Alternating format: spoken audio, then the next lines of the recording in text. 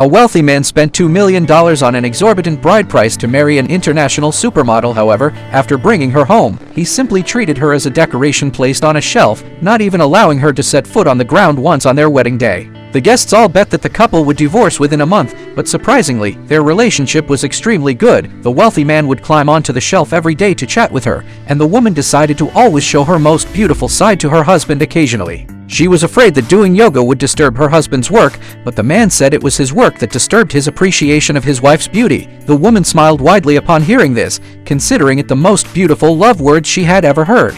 Every time the wealthy man returned from a business trip, he would bring her different gifts from around the world, sometimes a 10-jin pure gold bracelet and fresh flowers picked a day. Whenever he was free, the wealthy man would climb onto the shelf to sleep with her. The woman greatly enjoyed being held in the palm of his hand and gradually got used to life on the shelf. Whether doing manicures or yoga, her daily life never left this shelf. The wealthy man even specially placed his office desk in this room, so that whenever he was tired from work, they could gaze at each other affectionately. On their third wedding anniversary, the woman was very eager to see what surprise her husband would bring, but in the end, he just gave her a quick kiss and then turned around to continue his business trip. The woman thought her makeup wasn't to her husband's liking that day, so she put on the clothes her husband liked the most. However, this time the man didn't even look at her and walked straight to his office desk. When the woman took the initiative to talk, she only received a perfunctory reply. She was unwilling and sang her husband's favorite song, but was asked to keep quiet by the man. The woman was very aggrieved but still held back her tears for fear that the tears would ruin her makeup. The next day,